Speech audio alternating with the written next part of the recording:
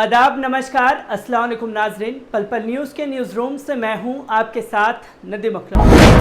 5 तारीख को प्रधानमंत्री नरेंद्र मोदी जी द्वारा शिलान्यास करा लिया गया। अयोध्या में बैठ करके मोहन भागवत, उत्तर प्रदेश के सीएम, तमाम राजनेता नजर आए और कुछ तस्वीरें ऐसी भी सामने आई जिसको लेकर के लोगों में एक आहत है, लोगों में एक गुस्सा है, क्योंकि राम के नाम पर प्रधानमंत्री नरेंद्र मोदी एक ब्रांड बन करके उभरने की कोशिश कर रहे हैं और ये देश को बताने की कोशिश कर रहे हैं कि प्रधानमंत्री ही थे जो राम मंदिर बन पाया। अगर प्रधानमंत्री नरेंद्र मोदी नहीं होते तो राम जी अयोध्या नहीं लौट पाते।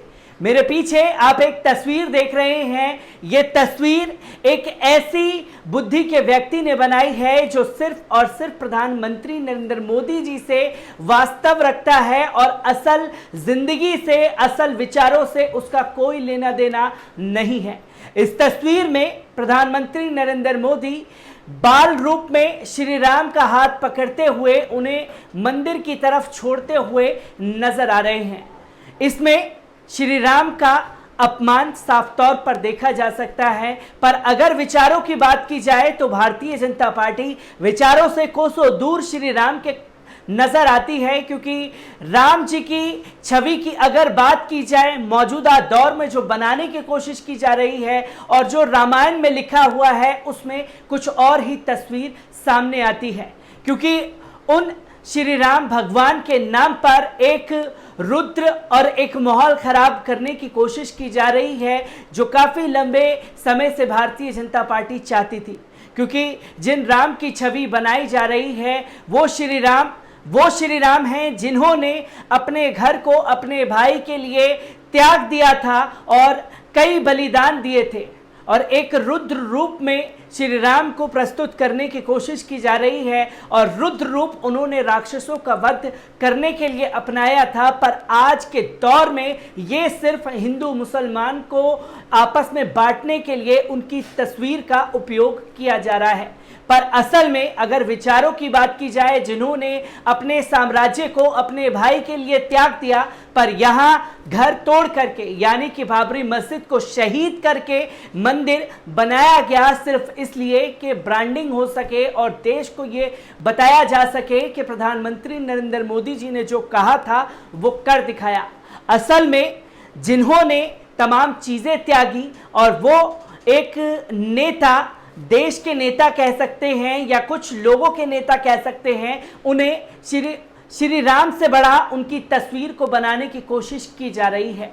पर घोर कलयुग इस देश में चल रहा है और श्री राम के नाम पर जो देश भर में एक माहौल खराब करने की शिलान्यास के दिन कोशिश की गई, इन तस्वीरों को लेकर के कोई भी बात करना नहीं चाहता। इसलिए इस पर ज्यादा ना बात करके आपको लेकर के चलता हूं सीतामढ़ी से, जो एक हैरान करने वाली खबर हम लोगों के सामने आ रही है। एक बार उस पर नजर डाल लीजिए। बढ़ते हैं पहली खबर की तरफ। सीतामढ़ी में सांप्रदायिक तनाव पैदा करने की कोशिश, जामा मस्जिद के दरवाजे पर फहराया गया भगवा झंडा। सीतामढ़ी शहर के कोट बाजार में प्रसिद्ध जामा मस्जिद और मदरसा इस्लामिया अरबिया के मुख्य द्वार सहित सभी तरफ भगवा झंडा फहराया गया और एक बार फिर शहर में सांप्रदायिक तनाव पैदा करने की कोशिश की गई, जिससे जिले भर के मुसलमानों में काफी शोक और गुस्सा है। इसकी सूचना एसपी अनिल कुमार को दी गई, जिसके बाद डीएसपी सदर, इंस्पेक्टर नगर पुलिस स्टेशन सहित दर्जनों पुलिसकर्मी मौके पर पहुंचे। भगवा ध्वज को मस्जिद के मुख्य द्वार और मदरसा इस्लामिया अरब के चारों तरफ से उतारा गया। जहां जामा मस्जिद स्थित है वहां कोई मुस्लिम आबादी नहीं है, जिसके कारण बहुसंख्यक वर्ग के शरारती तत्व अक्सर जामा मस्जिद के खिलाफ शरारती कदम उठाते हैं। पास में केवल एक मुस्लिम घर है। 1992 में दुर्गा पूजा के अवसर पर इस मस्जिद और मदरसे को जला दिया गया और लूट लिया गया था। जामा मस्जिद के सचिव और मदरसा इस्लामिया सचिव मोहम्मद आजम हुसैन अनवर पुलिस से मांग की है कि जामा मस्जिद पर भगवा झंडे लगाने वालों की पहचान की जाए और उन्हें गिरफ्तार किया जाए और जामा मस्जिद की सुरक्षा के लिए पुलिस तैनात की जाए। तो दोस्तों, आपने देखा कि श्री राम के नाम पर कोटा बाजार सीतामढ़ी जामा मस्जिद में मस्जिद के गेट पर और छतों पर जय श्री राम और भगवा झंडे लगाए गए। आखिरकार ये किस तरीके की नफरत है? आखिरकार क्या श्री राम ने ऐसा कोई कृत्य किया था जिसकी वजह से देश में बंटवारा हो? इसी के साथ साथ एक दूसरी तस्वीर हम लोगों के सामने आ रही है असम से, एक बार उस पर नजर डाल लीजिए। बढ़ते हैं दूसरी खबर की तरफ। असम में बजरंग दल वालों ने मुस्लिमों को बनाया बंधक, पथराव, आगजनी। असम के सोनितपुर जिले में बुधवार 5 अगस्त 2020 को उस वक्त तनाव पैदा हो गया जब स्थानीय मुस्लिम निवासियों संग बजरंग दल के सदस्यों ने कथित तौर पर हाथापाई की। पुलिस ने बताया कि अयोध्या में राम मंदिर भूमि पूजन के शिलान्यास के दौरान बजरंग दल के सदस्य जुलूस निकाल रहे थे। उस वक्त ये घटना हुई। नाम न जाहिर करते हुए जिले के एक वरिष्ठ अधिकारी ने बताया कि विवाद तब शुरू हुआ जब बजरंग दल वालों ने एक स्थानीय मंदिर के पास बाइकों से जुलूस निकाला। इस दौरान दोनों पक्षों द्वारा पथराव किया गया और 5 मुस्लिमों को जबरन बंधक बनाकर एक कमरे में बंद कर दिया गया। अधिकारियों के मुताबिक धेलमेड़ा पुलिस स्टेशन के अधिकारी क्षेत्र में एक बाइक और टाटा मैजिक वाहन को आग के हवाले कर दिया गया। दोनों पक्षों के बीच हुई इस झड़प में कुछ लोगों को चोटें आई हैं। मामले में सोनितपुर के डीसी मनवेंद्र प्रताप सिंह ने बताया कि धौलमेड़ा पुलिस स्टेशन के अंतर्गत आने वाले कुछ क्षेत्रों को 2-3 दिनों के लिए कर्फ्यू में रखा जाएगा। इसी बीच एडीजीपी जीपी सिंह ने बताया कि हालात अब काबू में हैं और शांतिपूर्ण हैं। क्षेत्र में पर्याप्त सुरक्षा बलों की तैनाती की जाएगी और दंगाइयों को उनके मंसूबे में कामयाब नहीं होने दिया जाएगा। तो दोस्तों, आपने देखा कि सीतामढ़ी में जिस तरीके से एक नफरत फैलाने की कोशिश की गई, वो असम में कुछ ज्यादा आगे निकल गई। कुछ मुस्लिमों के घर के पास से जानबूझकर के रैली निकाली गई और ये रैली निकालने वाले कोई और नहीं, बजरंग दल है। बजरंग दल ने उनके घरों के आगे से रैली निकाली और जानबूझकर के उकसाने वाले नारे लगाए गए, जिसके बाद वहां पर पत्थरबाजी शुरू हो गई और अपनी ताकत दिखाने के लिए मुस्लिमों के घरों में जबरन घुसे और 5 युवकों को उठा करके बंधक बना करके बजरंग दल वाले अपने साथ ले गए। क्या अब प्रधानमंत्री नरेंद्र मोदी जी ये बताएंगे कि ये श्री राम का प्रतीक है? क्या श्री राम ने दूसरे को ठेस पहुंचा करके ऐसा कोई काम किया था जो आपके भक्तगण सड़कों पर निकल करके एक माहौल खराब करने की कोशिश कर रहे हैं? तो अब बढ़ते हैं तीसरी खबर की तरफ। राम मंदिर भूमि पूजन कार्यक्रम में सोशल डिस्टेंसिंग की उड़ी धज्जियां, सैकड़ों की भीड़ ने किया डांस।